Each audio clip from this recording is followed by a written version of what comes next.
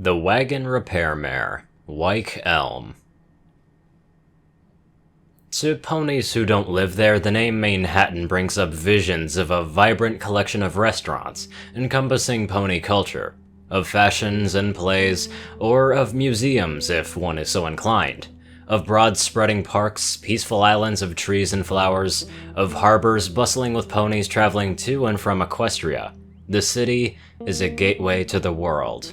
Yet, ask any pony who lives there and the first thing that will come to their minds is the traffic. The streets of Manhattan are filled with ponies going about their businesses. Taxis, delivery wagons, omnibuses, carriages, and carts crowd the cobbled streets, moving about with a purpose which almost defies understanding.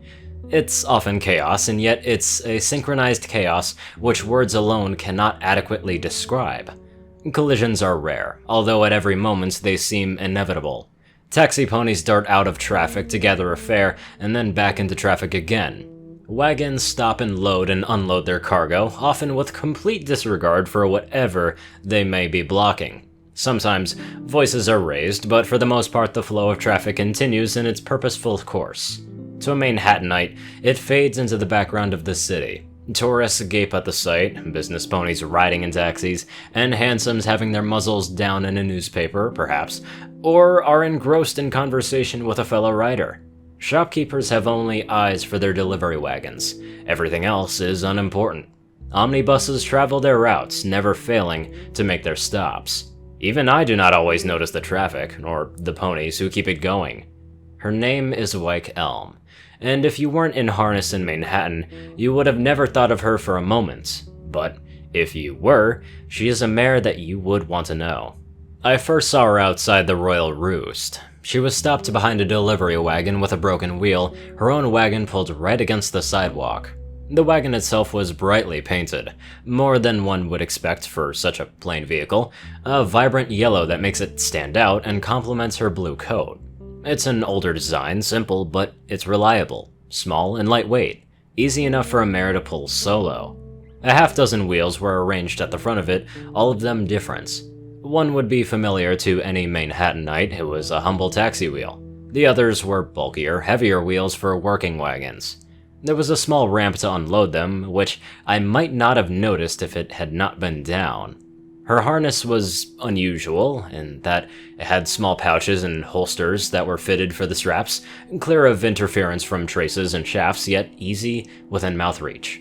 Another thing that caught my eye were the toolboxes mounted below the floor of the wagon, filling the space that often goes to waste between the wheels. As one of them was opened, and as I watched, she removed a screwjack. We often pay a great number of bits for the privilege of watching an artist perform, but if we just opened our eyes, we would see the artistry of the common mares and stallions all around us. She jacked the broken wheel off the ground and went back to her toolbox for a hammer and drift. In very little time, she had the linchpin driven out of the axle. From there, it was hardly any effort on her part to remove the damaged wheel and roll it back out of the way. One of her spare wheels in her wagon was nearly the same diameter, and she rolled it alongside the wagon. I had expected her to fit it onto the axle, but the hub was the wrong diameter. She came prepared, though. The toolbox on the other side held a variety of bronze bushings and wooden sleeves, and without taking a single measurement, she found the correct one and hammered it into the hub with a wooden hammer. She sat on her rump to fit the wheel, paying no attention to the traffic that rushed past her close enough to unintentionally dock her tail. Her only protection was an old rug that she laid down to sit on. The wheel slid onto the axle easily, and a few well-aimed blows with her hammer drove the linchpin home. She spun the wheel once to make sure that it was running before lowering it to the ground again. It took just but a moment for her to settle with the driver of the wagon as he pulled back into traffic. His delivery was delayed, but it would get where it was going. She rolled the damaged wheel back up onto her cart and folded the ramp back up against the side, then put her tools back into her toolboxes. Satisfied that everything was in place, she moved around to the front of the wagon and hitched herself back up. I hadn't wanted to interrupt her while she was working. I was content to be an observer, but I moved forward before she could merge back into traffic. She tells me that her friends call her Felly. She's a wheelwright by trade, but rather than take the conventional route of simply building new wheels, she repairs broken ones for the working ponies in Manhattan. Dozens of repair wagons like hers ply their trade in the city, for where there are ponies and harness, there are bound to be unexpected failures.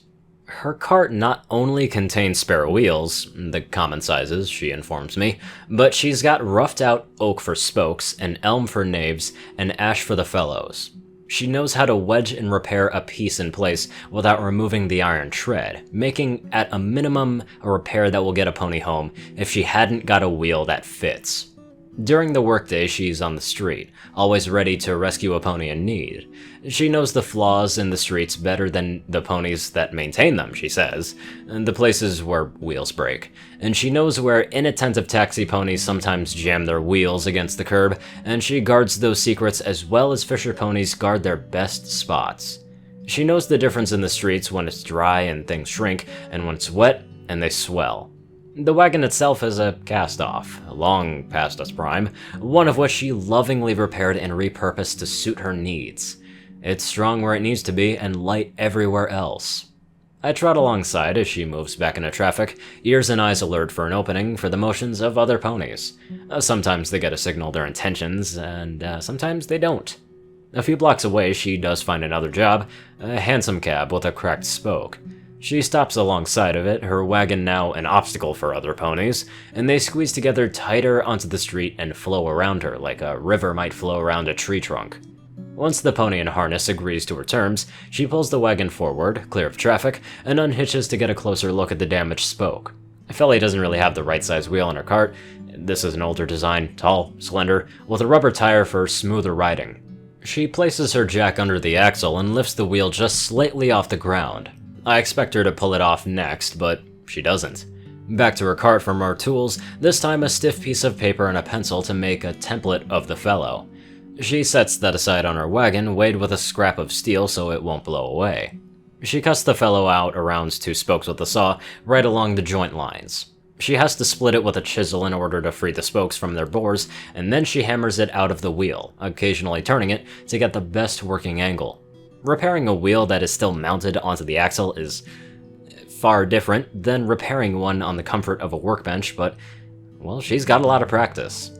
Now that the spokes are free, she tugs the broken one out of the nave. She has to work it back and forth a bit, and it finally clears the tread. As the pre-cut board she has on her wagon comes to play, she sets a length of oak that's just a bit longer than needed and starts trimming it, first to length with her saw, and then to shape with a spoke shave. Some ponies might just get the length right and not worry about the profile, but she's just too professional for that. It only takes a few more minutes to closely match the original spokes, and after a couple of test fits, she's satisfied.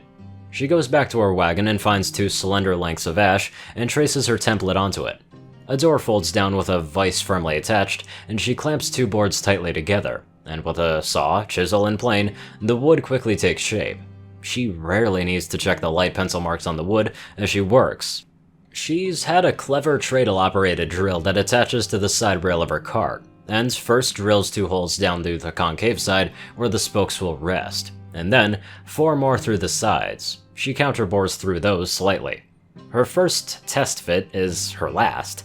The 2 sides of the fellow are just a perfect match. She rolls the wheel around until the new fellow is against the ground and moves her carpet under the wagon, then drives 4 pegs through the hole to bind the 2 halves together. They're already a tight fit, but her repairs are meant to last, so she drives a wedge into the other end of each, expanding the peg so it cannot work loose. A few more passes with the plane, and the repaired fellow is as smooth as its companions. If it were to be painted to match, you would never know it had been replaced by the side of the road as traffic rushed by. She collects her fee, and then puts her tools back to where they belong. It's getting late in the evening, and there are other ponies who perform the same work by lamplight for the night owls. Manhattan never really sleeps, after all. Her workday doesn't really end when she returns home. There are more wheels to be repaired, so she'll have a supply for tomorrow. Her workshop is small and tidy. It's cluttered, but it's a purposeful clutter. She has an apprentice, a young colt named Truckle. He puts aside his work and restocks her cart, while she takes a well-deserved break. Upon her return, the 2 of them set to the evening's tasks. Wheels are mounted one at a time on her workbench and are disassembled. Here, she can take the time to knock the iron tread off the wheel, a reasonably simple task to accomplish with a broken spoke, or a broken fellow making the wheel smaller than it should be. Pieces are repaired or replaced as needed, and even those which seem undamaged are studied with a critical eye for splits, chips, cracks, and flaws which might quickly become apparent when the wheel is put back into service. Watching the two of them work, it's like watching a ballet. They rarely speak, for each one knows what is needed and when it's required. Sometimes the air rings with blows of hammer on iron, and other times there's just the soft scraping of steel on wood. Luna's moon is high in the sky when the last of the wheels are repaired, and now it comes time to retread them. Her shop provides plenty of fuel for the fire. Small wood shavings make for a quick burning, a furiously hot fire, and it's just the thing that is needed to expand the iron treads. She has a large fire ring behind her shop, and with a splash of lantern oil, the fire is quickly lit. The first tire goes in, the biggest one. It's from a heavy delivery wagon that would be pulled by two teams of ponies. It's followed by the smaller ones, all nestled inside of each other, down the center where the nave hoops are heated. They don't really wait around as they heat. Felly and Truckle mount the first wheel on the tiring platform and screw it down tightly so it can't move. The iron is red hot when it's pulled from the fire with tongs, and they drop it in place. And then, Truckle grabs a tire dog while Felly pounds the tread home with a sledgehammer. She gives the occasional directions of 3 left or 2 right. The smell of the wheels singeing is different, more urgent than the blazing fire behind them. Once she's satisfied with the tread, she steps on a catch and the wheel drops down into a quench tank, furiously streaming. The iron squeals as it cools, a sound that sets fur on end. They really don't pay it no mind.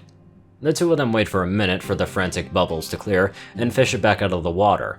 Truckle removes it from the tiring platform while Felly rolls the next one over, and there is no time to relax. When they finally finish their work, several repaired wheels lean up against the wall. Tomorrow morning, when they're dry, Truckle will paint them and grease the hubs, and the next day, or the day after that, they will be in her wagon, ready for use. So, next time you are about in the city, keep your eyes open for a wagon such as hers. It'll be on the curb lane, where she can keep her eyes peeled for wagons in need. Or maybe it will be on the side of the road, toolboxes open. She and her peers are constantly patrolling the streets of Manhattan, keeping the traffic moving.